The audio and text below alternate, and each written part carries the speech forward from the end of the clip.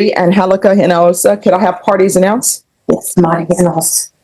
Monica? Mari. Okay. I'm going to work on that. Thank you for correcting me. I appreciate that. So it's Mari and Angelica Hinojosa. Correct. Can I have parties announced? Elizabeth Settle for the defense. And are you Mari? Yes. Angelica Hinojosa? All right. Did you review the document entitled Motion to Enter Adjudication of Guilt and Revoke Community Supervision with your attorney? And did you understand it? Let's roll, nerds. I love that energy, but remember, this is the moment the state officially pulls the plug on her freedom. Every word from here on is a potential landmine. Keep your ears open because the second she says, "That's true," she's handing the judge a loaded gun. Question: if you were sitting at that table, would you admit the violations up front or make the state prove every single missed check-in? Drop your play call in the comments. Are you the same Mari Angelica Hinojosa who was placed on deferred adjudication in 2020 CR 2987 for the offense of possession of a controlled substance, penalty group 1 gram to 4 grams on March 2nd, 2022 for a period of 2 years and extended for a total of 2 years? Is that you? Yes, ma'am. All right, state. Violation of condition number 4 in Bexar County, Texas. The defendant, Mari Angelica Hinojosa, did then and there fail to report to the supervision officer as directed for the months of May, June, July, and August 2024 in violation of condition number 4. Are you plead to that true or not true? That's true. Any objection? No objection. Did you understand by pleading true to violation of condition number 4, the court can find it true, grant the motion, find you guilty, and sentence you up to 10 years in the prison and up to $10,000 fine? Notice the judge's Miranda on steroids warning. Up to 10 years, up to 10 grand. That's not a question. It's a fear injection. Legally, once a defendant pleads true to a violation, the court can revoke deferred adjudication instantly. No jury, no beyond a reasonable doubt. Just the judge, the paper, and your panic. Would you still say, "That's true," knowing the trapdoor is already creaking open beneath you? Knowing that, do you still wish to plead true to violation of condition number 4? Court will find violation of condition number 4 true. Is there a proposed agreement? There is one. The state is grant the state's motion, enter an adjudication of guilt against the defendant with supervision and sentence for 2 to 5 years in prison. The reason that the state is asking for that is the defendant over the NHR. She's been in large deferred adjudication since 2022 and had 2 prior NHRs, one that was resolved in 2022 where the court added sufficient to help her with her reporting issue back then, and then one that was resolved in 2023 where she was ordered to status.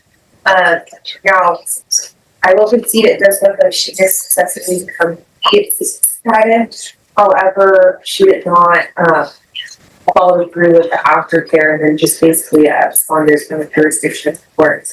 And for those reasons, we're asking for witness. But Judge, I'm asking that you follow what probation's recommendation was in the court summary. Extend her for 1 year with GPS and ISP supervision for the duration of the probation. Judge, she did complete the status successfully. I believe there was a violation during the aftercare, but she did the bulk of that as well. Judge, she does have a job. She would have a job when she gets out. She's now become aware of vealing, which was, she had transportation problems, which led to some of these violations. So we're just asking one more chance, Judge. She's has no prior felonies. And we're just asking that you allow her to continue on her probation. All right, why did you disappear? You want to raise your right hand? Yes, ma'am. Do you solemnly swear or affirm the testimony you give will be the truth and nothing but the truth, so help you God? All right, you can lower your hand. Why did you disappear? I just, like she said, I was having transportation issues. I was living out in Lotus. I did complete aftercare. And then I got switched to a new probation officer. I asked him if Transportation excuse incoming. Classic probation revoke plot twist. I couldn't get a ride to probation, but I could get a 2 a.m. Uber to an alleged trespass. Judges have heard every version of this remix. What they're really listening for is ownership versus blame shifting. Boiler, she picked door number 2. How much weight do you think transportation issues should carry when your freedom is on the line? You know, because I was having issues getting weight, like to my probation office. There's no buses where I was staying, and I wasn't aware of the Via Link system. So I asked, Wasn't aware of what? it's called Via Link, and it's like where if you live where there's no buses, they'll pick you up and then they'll drop you off at the nearest bus stop. So when did you become aware of this? So a few months ago. So, And so how did you become aware of that? a friend of a friend had told me about it because he was living out there in Helotes also, and he told me about it, and I was like, okay, so now I know about that, but I didn't know about it then. Why didn't you investigate that beforehand? Because reporting for probation is the number one thing. Yeah, no, you're right, and there's no excuse for me not going. So the only time you researched that was when? I didn't, like, I tried to figure out ways. No. When is the time that you decided, hey, let me research this? Well, I had researched it prior, just didn't find anything, but somebody told me about it. And so that's how I learned about it. So you were having a conversation with someone. When did you have a conversation with someone concerning your inability to go to probation because of lack of transportation? It was months ago, just months ago, honestly. But yeah, that's the reason, I just didn't have a way to get to probation. And then I couldn't contact my probation officer. So I know that's not really an excuse. So what do you mean you couldn't contact your I probation? have tried reaching him by phone, and I left him voicemails. He never contacted back. He never responded to none of my And when would you have made these phone calls? Prior to me getting to not going to report. So I believe it was the beginning of May, and I didn't hear from him. He didn't come back. So, all right. Any questions? So Ms. Inglesa, when you were placed on probation, who provided the address of 10950? Defense attorney pivots to the Hail Mary. One more chance, she's got a job lined up, grandpa's address, no prior felonies. Legally this is called mitigation. Throw every non-dangerous fact at the wall and pray it sticks. But mitigation only works if the judge believes the root problem, transportation, addiction, chaos, is solved. Do you buy the now I know about Via Link epiphany, or does it feel like last-minute homework? Okay, and are you still living at the address of the computer place as visitors? Okay, and so probation says that they went out to make or attempt to make contact with you for your failing to report in 2024. What explanation do you have for working on you?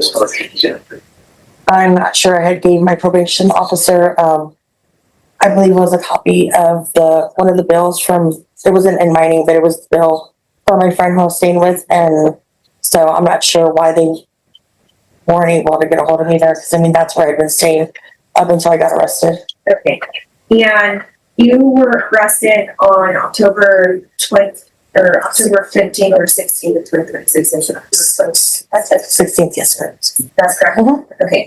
And basically, that's the only reason that you're before the court today. So you were arrested for the offenses and criminal trespass and criminal possession. Correct? Any further questions? If the judge gives you one more chance on probation, what do you think the most important things you need to do or for when staying in contact with the probation? Do you have a place to live? Yes. Is that with a friend or? It would be with grandpa. Is it important to you to keep your deferred adjudication status? Yes. Wow. But that's all I had, and I would also just, re-urge what I'm asking the court to do. But if you do decide to revoke her, we would ask for a 2-year sentence. She has. Boom, bench slap delivered. Judge basically says, you can crowdsource a crime ride but not a probation ride? Bye. Key legal takeaway. Deferred adjudication is a contract. Fail any term and the state can retroactively convict you. Today that contract got shredded, and the maximum sentence just became the starting bid. Final thought. If you had one piece of advice for anyone on deferred, What would it be? Type it before the gavel echoes. She did do a lot when she was reporting, and thank you, Judge. So, this criminal trespass case and the criminal mischief. So, criminal mischief means that someone is alleging that there is property that has been damaged. So, I'm not taking the criminal mischief as true. Gavel down 5 years TDCJ. Notice the rapid-fire collateral consequences. No guns, no kids unsupervised, no appeal on the revocation itself, only on whether the violations actually happened. In Texas, that's the brutal finality of a felony conviction born from a missed check-in spiral. She walked in with a deferred, she walks out with a prison number. So, quick poll. Does the punishment fit the paper trail, or did the system just flex its "we told you so" muscle? I'm not taking the criminal trespass as true. But was she arrested at the location of the alleged criminal trespass and the alleged criminal mischief? Yes, Judge. Yes, sir. How far was that away from your house?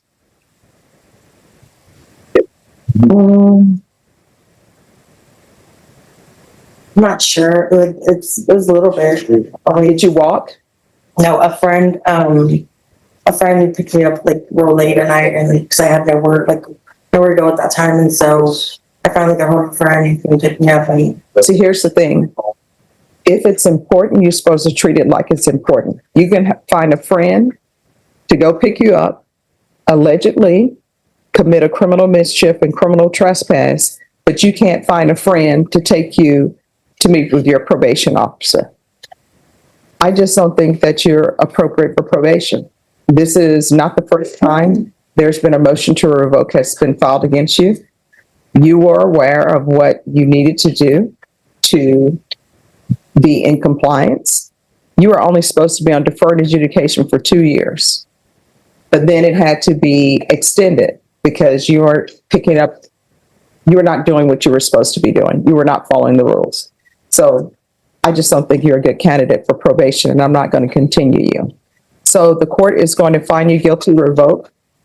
There's to be no residing in household with minors. There's to be no unsupervised contact with minors. Give you credit for any time served. I'll request the therapeutic community for her. Credit for any time served that's successful completion of inpatient treatment. And the court will sentence you to 5 years in the prison. Did you review the document entitled Trial Court Certification of Defendant's Rights to Appeal with your attorney? Did you understand it and sign it? yes, ma'am.